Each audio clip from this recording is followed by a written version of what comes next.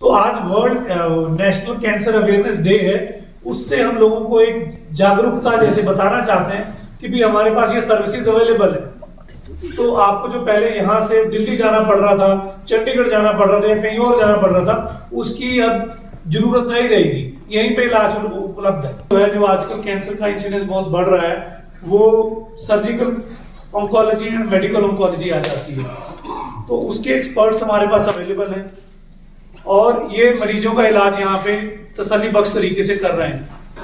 बहुत सारे ऐसे मरीज डॉक्टर साहब, हमारे सभी डॉक्टर साहब के पास आए हैं जिनका इलाज बाहर संभव नहीं हो पा रहा था और उनको एक क्वालिटी हेल्थ केयर सर्विसेज की जरूरत थी जो यहाँ पे प्रोवाइड करी गई।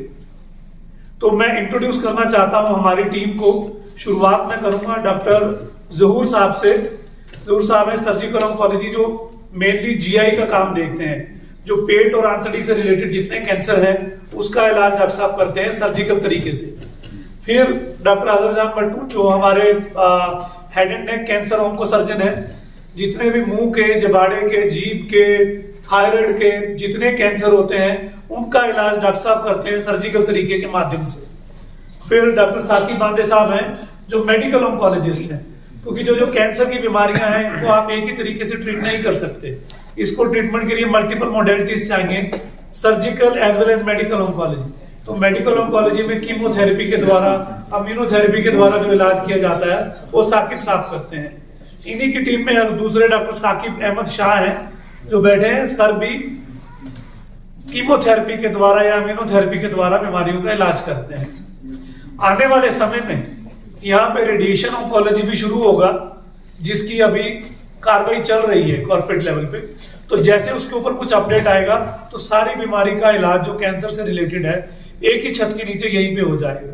इस हॉस्पिटल को ज्वाइन करने से पहले मैंने खुद से भी पूछा है और मेरे बहुत सारे दोस्त अहबाब जो है, जो मेरे वेल विशर्स है, उनने भी ये सवाल पूछा। मैं तो सोशल मीडिया प्लेटफॉर्म में उतना एक्टिव नहीं हूँ, लेकिन जो मेरे दोस्त है, कलीग है, उन्होंने मुझे बहुत अवेयर किया कि ये सोशल मीडिया प्लेटफॉर्म पे भी ये हम सब का एक्चुअली, मेरा ही सिर्फ नहीं, कि फलानी डॉक्टर्स ने स्कीम्स छोड़ के प्राइवेट सेक्टर ज्वाइन किया है। इससे जी स्पेशली जो पुअर पीपल है उनके लिए ज़्यादा ये प्रॉब्लम। तो इस बात को समझने के लिए थोड़ा बहुत हमको डीप जाना पड़ेगा। जो स्कीम्स है ये लगभग 1980 के करीब ये स्टार्ट हुआ है। SMHS भी उससे पहले स्टार्ट हुआ है। तब से अब तक जो कश्मीर की पॉपुलेशन है वो सेम नहीं है, it must have almost doubled, कम से कम 2 टाइम तो बढ़ गई होगी। और जो हमारा हेल्थ केयर सेक्टर है गवर्नमेंट में, जो हमारे major 2 tertiary health care sector है, जहाँ पे ऐसी बीमारियाँ जैसे जिनमें कैंसर भी एक है, इनका इलाज होता है मेनली, वो ग्रो भी नहीं हो रहे हैं, वो लगभग सेम लेवल पे है, उतनी उनकी ग्रोथ नहीं हुई है। स्किम्स ने एक इनिशिएटिव लिया था कुछ साल पहले, उन्होंने एक डिपार्टमेंट खोला था सर्जिकल ऑन्कोलॉजी का। मेडिकल ऑन्कोलॉजी और रेडिएशन ऑन्कोलॉजी ऑलरेडी है वहाँ पे, डिपार्टमेंट्स वो थे पहले से भी, लेकिन जिस लेवल पे उनको इन डिपार्टमेंट्स को आगे ले जाना चाहिए था, मैं स्किम्स की बात नहीं कर रहा, मैं ओवरऑल जो हमारे हेल्थ केयर हॉस्पिटल्स है वैली में, जिस लेवल पे लेना चाहिए ताकि हम क्रिएटर कर पाए कैंसर लोड को कश्मीर में, वो मेरे को नहीं लगता वो हो पाया।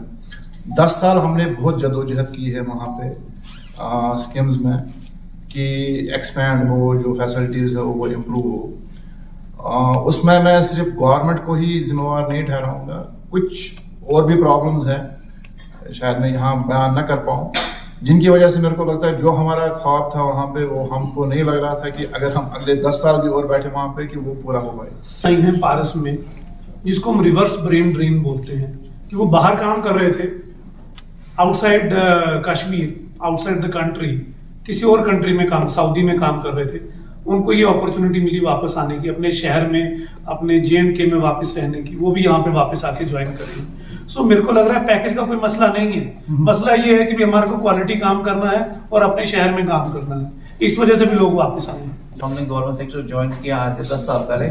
उस वक्त जो हमने वहाँ पर ज्वाइन किया, एक ख्वाब लेके आए थे कि कैंसर केयर, खासकर सर्जिकल ऑन्कोलॉजी, कैंसर सर्जरी का उस वक्त यहाँ पर अभी कोई डिपार्टमेंट नहीं था, इनको हम क्वालिटी केयर दे दें विज़ाविज़ सर्जिकल ऑन्कोलॉजी है, कैंसर सर्जरी। मगर क्योंकि हमने पिछले 10 साल में देखा कि नहीं, जो बहुत सी वजूहत हैं जिससे बयान हो पाए कि ये शर्मंद ताबीर नहीं हो सकता है। वरना अगर जो आप बोल रहे पैकेज हम आज से 10 साल पहले भी इससे ज़्यादा देते हैं। जल्दी ही जगह आइडेंटिफाई हो जाएगी और उससे 1 साल के अंदर अंदर वहाँ पे वो शुरू हो जाएगा, बिकॉज हमारी मशीन ऑलरेडी ऑर्डर्ड है। जो टाइम लगता है 6 महीने मशीन आने में लगते हैं बाहर से, वो हमारा टाइम नहीं लगेगा। हमारा जो टाइम लग रहा है जगह आइडेंटिफाई करने में और उसको बनाने में लगा, राइट। डॉक्टर साहब, मेरा क्वेश्चन, पूरी दुनिया में जो इस वक्त इसमें ट्रेंड है, रुझान है, वो सब स्पेशलिटी अप्रोच है। सब स्पेशलिटी का माने ये कि आप MBBS के बाद कोई ब्रॉड स्पेशलिटी करते हैं, उस ब्रॉड स्पेशलिटी के बाद फिर आप सुपर स्पेशलिटी करते हैं, फिर आप उस सुपर स्पेशलिटी में कोई हिस्सा लेते हैं। तो तीन डिग्रियाँ करनी पड़ती है या 3 स्टेप्स चलने पड़ते हैं। MBBS, उसके बाद आप MS या MD करोगे, उसके बाद MCH करोगे। उसमें भी पूरी दुनिया में जो है आप उसमें डिवीजन आ रहा है। जैसे आपने अपनी बात की कि GI का या जो हमारे पेट वगैरह, अंतड़ियाँ, लिवर वगैरह, उसका कैंसर, उसके माहिर भी 2-3 किस्म के हैं। जो आपने कहा अभी सॉफ्ट टिश्यू, जिसे हम कहते हैं बोन एंड सॉफ्ट टिश्यू, उसके माहिर अलग है। बच्चों का जो होता है ऑन्कोलॉजिस्ट, वो अलग है आज की दुनिया में। हेड एंड नेक अलग है, गायनेक के अलग है। ये डिवीजन है और ये पूरी दुनिया में नहीं है। जिसको हम कहें इंडिया में अगर इस वक्त कोई बेंचमार्क है पूरी, वो असमन टाटा है। टाटा में सबसे ज़्यादा इस वक्त रश है या बीड है, वहाँ पर भी ऐसा ही पैटर्न है। ये नहीं खाली सर्जरी में, हर किसी शोबे में, वो चाहे रेडिएशन हो, वो चाहे मेडिकल ऑन्कोलॉजी हो या फिर वो कैंसर की सर्जरी हो, उनमें मुख्तलिफ शोबे हैं। वहाँ पर क्या कहते हैं, गायनेक जो कैंसर से वो अलग ट्रीट हो जाएंगे, GI के अलग है, हेड एंड नेक के अलग है, बच्चों के अलग है, हर किसी शोबे में। बहुत सारे पेशेंट्स को मैंने देखा गलत जगहों पे ले जाते हैं, वो गलत हाथों में पड़ जाते हैं और उसकी वजह से जो है उनके जो वो ये चांस ऑफ क्योर है कभी कभार वो कॉम्प्रोमाइज़ हो जाता है। सो ये मैं उनके लिए यही मैसेज करूँगा कि जल्दी की ज़रूरत है, लेकिन जल्दबाजी की ज़रूरत नहीं है, जल्दबाजी नहीं।